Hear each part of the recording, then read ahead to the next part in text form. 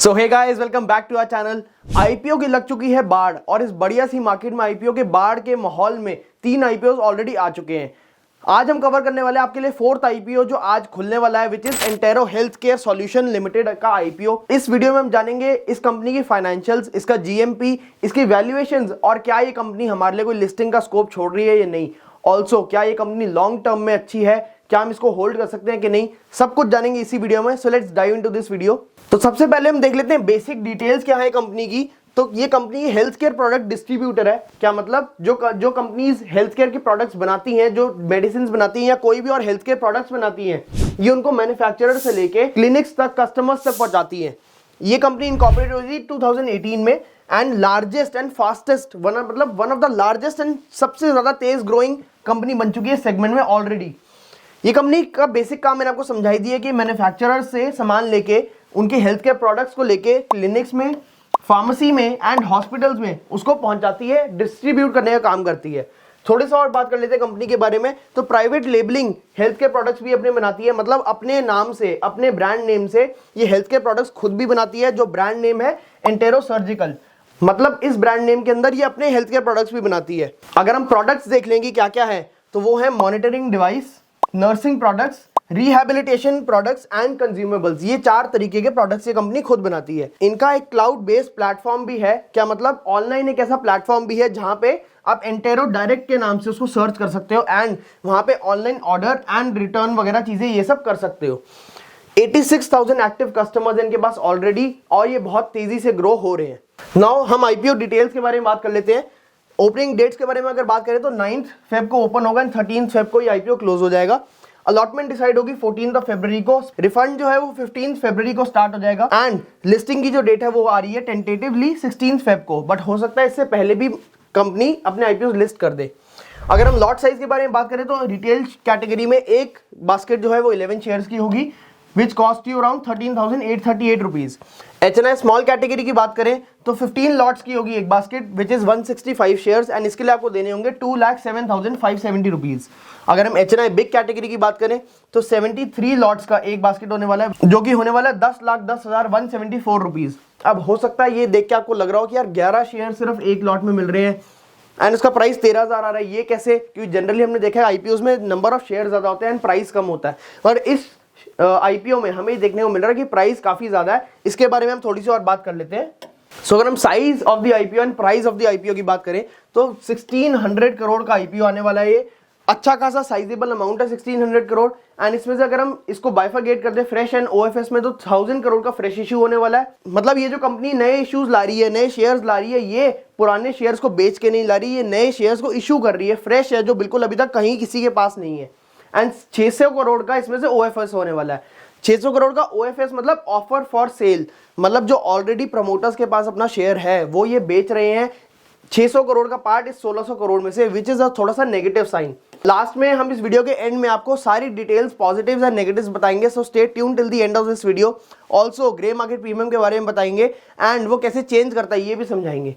अगर हम प्राइस के बारे में बात कर ले तो 1195 से 1258 रुपीज का प्राइस बैंड है एंड अगर आप रिटेल कैटेगरी में अप्लाई करेंगे तो आप हमेशा कट ऑफ प्राइस पे टिक करेंगे, विच इज 1258 का प्राइस। अगर हम कोटा देख ले तो QIB का है 75% इन दिस आईपीओ, इसमें कोटा है।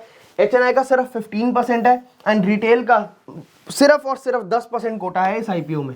अब थोड़ी सी फाइनेंशियल्स के बारे में बात कर लेते हैं, क्योंकि कंपनी का मोस्ट नेगेटिव पार्ट जो है वो फाइनेंशियल्स में बना हुआ है। प्रॉब्लमेटिक सिचुएशंस बनी हुई है, कंपनी कैसा परफॉर्म कर रही थी is a very very important part of the IPO की कंपनी आगे कैसा परफॉर्म कर सकती है, क्या आप इसको लंबे समय के लिए होल्ड कर सकते हैं कि नहीं।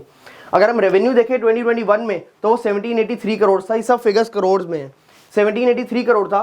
2022 में देखें तो वो 26 करोड़ हो गया, मतलब 2526 करोड़ एंड 2023 में देखें तो 3300 करोड़ से भी ज्यादा बढ़ चुका था। हमें देख रहा है रेवेन्यू में ग्रोथ दिख रही है एंड बहुत अच्छी ग्रोथ दिख रही है। एसेट्स में अगर हम देखें तो 2021 में 833 करोड़ के एसेट्स से 2022 में बढ़ के हो गए 1125 करोड़ के एसेट्स एंड 2023 में भी बड़े एसेट्स विच इज 1308 करोड़। अगर हमें ग्रोथ रेट देखें तो एसेट्स में भी 16% से ऊपर का ग्रोथ रेट हमें देखने को मिल रहा है, which is a very good sign.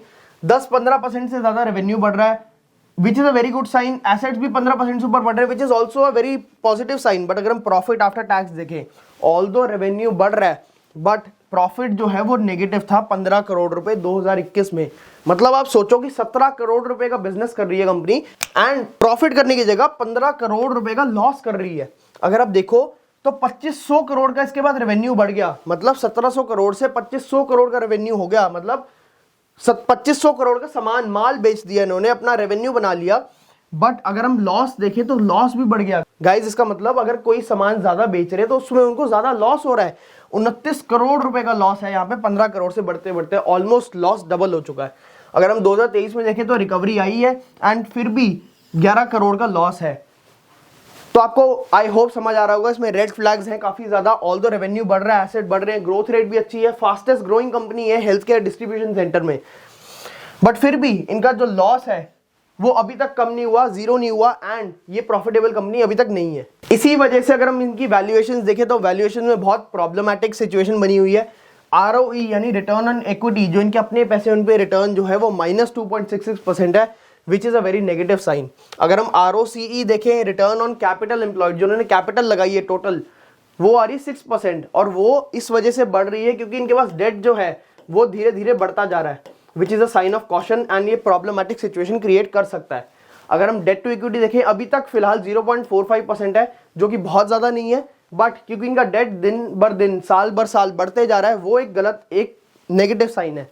मतलब बुक वैल्यू जो है, जो कंपनी की एसेट माइनस लाइबिलिटीज है, उसके अगेंस्ट में जो प्राइस अभी चल रहा है वो 7 गुना चल रहा है, which is a very negative sign. 2 के अंदर अंदर अगर हो तो फिर भी ठीक है, वो भी बैंक्स का।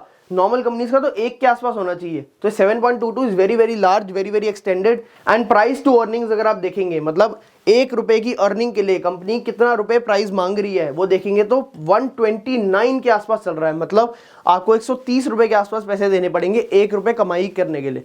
अब ये बहुत ज्यादा ओवर वैल्यूड दिख रहा है इस समय राइट नाउ, बट इसका मतलब ये नहीं कि आपको लिस्टिंग गेन नहीं हो सकता है। लिस्टिंग गेन एंड कंपनी की वैल्यूएशन का जो कोरिलेशन है वो थोड़ा सा बदल जाता है जब मार्केट का माहौल, जब मार्केट का मूड अच्छा हो। तो इस समय मार्केट क्या कर रही है, एक रेड कैंडल, एक ग्रीन कैंडल, एक रेड कैंडल, एक ग्रीन कैंडल, तेजी से गिरती है, 2 दिन में 1 दिन में रिकवर हो जाती है। इसकी वजह से जो ग्रे मार्केट प्रीमियम है वो बहुत तेजी से ऊपर नीचे हो रहा है। इसीलिए अगर हम ग्रे मार्केट प्रीमियम की बात कर ले तो 7 फेब को इसका ग्रे मार्केट प्रीमियम 9.94% था, विच इज 125 रुपए। अगर हम 8 फेब को बात करें तो इसका ग्रे मार्केट प्रीमियम थोड़ा सा गिर गया था, 9.38% आ गया था 118 रुपए के आसपास। बट क्योंकि अब IPO ओपन होने वाला है तो हो सकता है हमें इसमें फ्लक्चुएशंस और तेजी से मिले। But as of it right now जब मैं वीडियो बना रहा हूं तो आपको एक्सपेक्टेड है कि 1300 के आसपास, 1380 के आसपास प्राइस खुलने वाला है एंड पर लॉट हमें 1298 रुपीज का प्रॉफिट होने वाला है। अगर हम ऑब्जेक्टिव ऑफ द इशू के बारे में बात करें कि ये कंपनी IPO ला क्यों रही है, तो उसका मेन ऑब्जेक्टिव 2 है। पहला, अपनी जो बोरोइंग्स है उसको रीपे करना चाहती है, उसको प्रीपे करना चाहती है, मतलब जो उन्होंने उधार लिया हुआ है, जो डेट लिया हुआ है उसको ये कम करना चाह रहे हैं IPO के थ्रू, आप लोगों से पैसे लेने के थ्रू।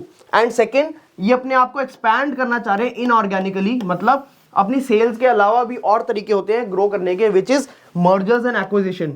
तो मर्जर्स एंड एक्विजिशन का ही सोच रहे हैं, किसी और कंपनी को एक्वायर करने का, किसी और कंपनी को अपने अंदर खरीदने का या उनके साथ मर्जर करने का, उस लिए भी आपसे पैसे लिए जा रहे हैं। तो ये इनके मेजर ऑब्जेक्टिव रीजंस हैं ये IPO को लाने के। अब इनकी नेगेटिव्स के बारे में अगर हम बात करें तो ये कंपनी ऑलरेडी हमें दिख रहा है कि बहुत ज्यादा PE पे ला रही है, बहुत ज्यादा प्राइस टू बुक वैल्यू है एंड मोस्ट इंपॉर्टेंट पार्ट अगर हम देखें, प्रॉफिट आफ्टर टैक्स अभी भी नेगेटिव है। तो अगर मेरे स्टांस के बारे में बात करी जाए तो I don't invest in companies जो प्रॉफिटेबिलिटी में अभी तक लैग कर रही हैं। मतलब जो कंपनीज अभी तक नेगेटिव हैं एंड उनका प्रॉफिट अभी तक नहीं आया है, ऑल्दो हो सकता है हमें इस साल प्रॉफिट देखने को मिल जाए क्योंकि अब कंपनी प्रॉफिटेबल होने को जा रही है, but I don't invest in companies जो अभी तक प्रॉफिटेबल नहीं है। बीट एनी कंपनी, कोई भी कंपनी हो, अगर वो लंबे समय तक लॉस में चल रही है तो हो सकता है आने वाले सालों में उनका जो लॉसेज है, जो प्रॉफिट्स है, वो मल्टीप्लिकेशन की स्पीड से बढ़े। But I don't invest until a company is profitable. ये मेरा स्टैंस है। आप IPO में अप्लाई करने वाले हैं नहीं,